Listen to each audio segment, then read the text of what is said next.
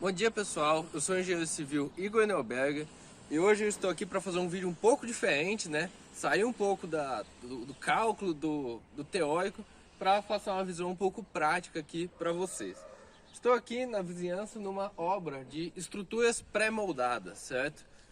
Qual é a principal diferença entre a estrutura pré-moldada e a estrutura convencional? É principalmente porque os elementos estruturais da estrutura pré-moldada eles são fabricados na fábrica, certo? Então, o período deles em canteiro de obra é muito mais rápido, porque basicamente é apenas para ser feita a montagem, certo?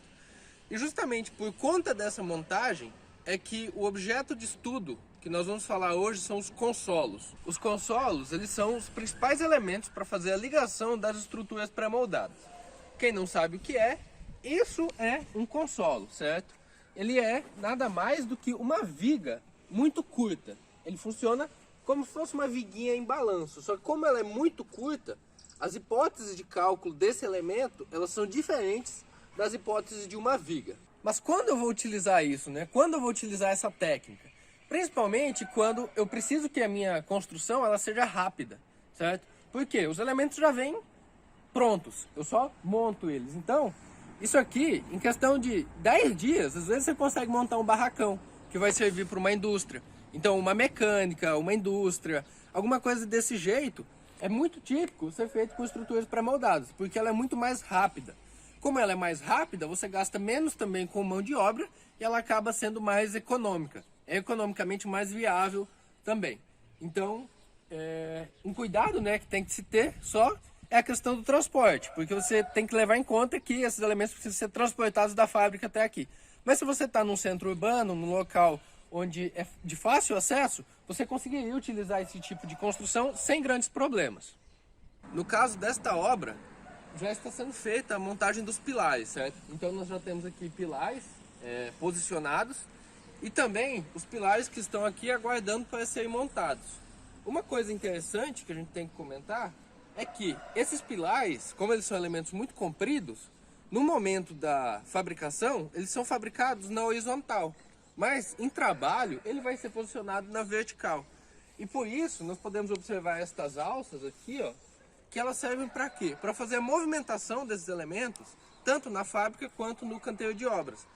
E por conta dessa movimentação desses elementos na horizontal, eles funcionam nessa etapa transitória como se eles fossem uma viga. Então, acontece que em muitos casos os pilares eles precisam ser dimensionados com uma quantidade maior de aço para que nesse momento de montagem dele estar sendo transportado, dele ser vibrado por conta do transporte, ele consiga suportar bem esses esforços de flexão que numa situação em trabalho eles muitas vezes não têm um momento fletor tão alto quanto no transporte. Então, às vezes é necessário colocar mais aço nesses elementos para a etapa de transporte do que para a etapa em trabalho.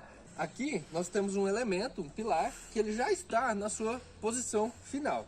Como foi feito aqui, né? Primeiro foi feito o furo da fundação com uma broca, foi feito a concretagem já no nível, certo? Especificado. Depois de endurecido, esse pilar foi colocado aqui, aprumado e então foi lançado o concreto novamente.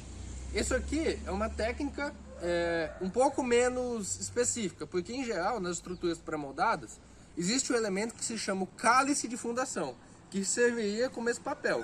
O cálice de fundação ele é um elemento que funciona como um cálice mesmo, em que o pilar ele é colocado dentro e daí ele consegue ser então posicionado para ser aprumado e colocado na posição certinha. Aqui não foi utilizado o cálice de fundação. A concretagem do pilar foi feita diretamente no furo, certo? Que foi feito com broca. Depois dessa breve introdução, vamos falar então do elemento principal desse vídeo, que são os consolos. Principalmente os consolos moldados em duas etapas, ou moldados em etapa distinta do pilar. O que significa isso? Se a gente observar aqui, a gente consegue ver que existem dois concretos diferentes, certo? Aqui existe uma emenda entre este consolo e este pilar.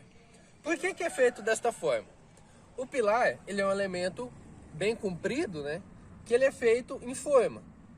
O que ocorre? Se para cada tipo de pilar eu tivesse que cortar a minha forma para posicionar o consolo, ia ter um gasto muito grande para fazer essa concretagem, porque você teria que recortar as formas nas diferentes posições que esses consolos podem estar. Como a gente pode observar aqui, ó, eu tenho uma situação de um pilar de extremidade em que eu tenho consolos em diferentes alturas. Então, para fazer esse elemento, eu já precisaria de um tipo de forma. Aqui eu já tenho um pilar de canto também, já precisaria de outra forma. E assim por diante. Então, para evitar isso, como é feito na fábrica? É concretado primeiro o pilar, certo? Depois, esse pilar é sacado da forma. Depois que ele é sacado da forma, que é feita então a concretagem do consolo em uma segunda etapa. Qual é o problema disso? O problema é que forma uma interface aqui entre pilar que já estava concretado e o meu consolo, que vai ser feito então a concretagem posterior. Então não existe aqui uma ligação monolítica entre esses elementos, de modo que existe aqui um plano de fissuração ou uma interface consolo-pilar que ela já está mais propensa à ruptura. Então, qual é o problema, né, desse consolo concretado em duas etapas? As normas, tanto a nacional, a NBR 9062, quanto as internacionais, elas não levam em conta essa prática que é feita no canteiro de obra, dessa concretagem em duas etapas. Então, você faz um dimensionamento como se esse elemento fosse monolítico, e na verdade ele não é. Então já existe um plano de fissuração pré-estabelecido aqui, certo? Que faz com que esse elemento seja fragilizado. Este é exatamente o ponto de estudo da minha dissertação. Estudar os consolos em duas etapas para propor um modelo analítico para conseguir fazer o dimensionamento desse elemento, já pensando que ele vai ser concretado desta maneira, certo? Para que então a gente tenha um modelo mais correto, mais seguro para fazer esse dimensionamento. Aqui eu tenho um consolo, que ele é um consolo bem curto, né? Se a gente imaginar aqui, ó, o ponto de aplicação da carga dele vai ser mais ou menos nessa direção, certo? E ele é muito baixo também, ele é um elemento pequeno. Esse consolo ele se caracterizaria muito provavelmente como um consolo muito curto, da NBR 9062.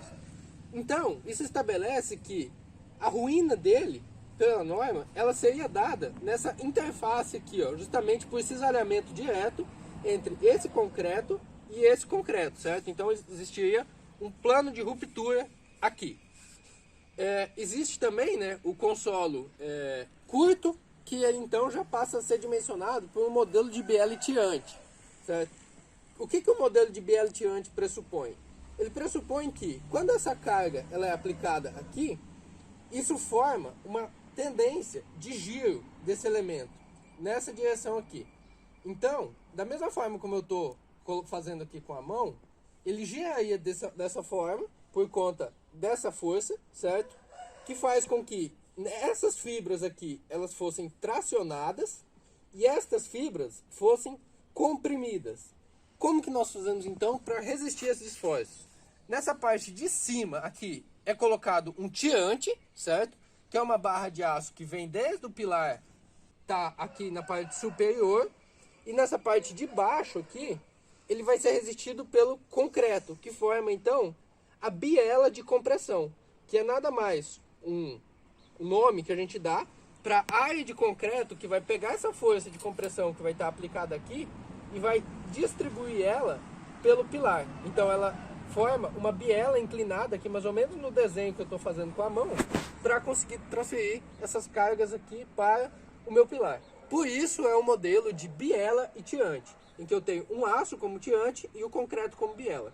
Além disso, existem outras armaduras neste elemento, que são as armaduras de costura, que são colocadas abaixo do tirante. Então, se o tirante está aqui, as armaduras de costura elas estão posicionadas aqui, que não são nada mais do que estribos horizontais que são colocados para fazer a costura desse elemento com o pilar.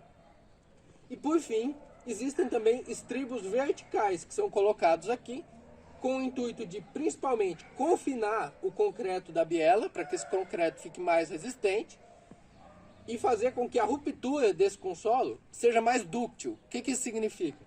Ele avise mais quando for romper.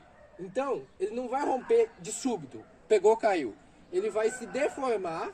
Com as deformações excessivas, a gente vai conseguir observar as fissuras e você consegue perceber que está tendo alguma coisa de errado. Então isso é uma fissura mais dúctil, ela demora mais para acontecer, é a ruína mais dúctil, certo? Diferente da ruína frágil, que é de súbito. Além disso, o que a gente observa aqui? Que existe esse ferro, aqui é um ferro de 12,5, no caso, que está colocado aqui. Por que eu tenho esse ferro? Como a gente consegue observar, dos pilares que já estão montados, os consolos, eles servem para servir de ligação para as vigas. Então, quando as vigas forem montadas, na viga existe um elemento que se chama dente Gerber, que é semelhante ao consolo, só que ele é virado, certo? A viga ela vai ser posicionada nesta direção aqui, ó. E este dente Gerber, ele tem um furo que vai ser colocado aqui, essa barra, para fazer uma ligação intermediária, certo? Então, enquanto não for feita a ligação definitiva, que é feito com concreto e tal, é feita a ligação intermediária para você ter o mínimo de estabilidade para conseguir fazer a montagem desses elementos em canteiro de obra. Para isso que serve essa barra de ferro aqui.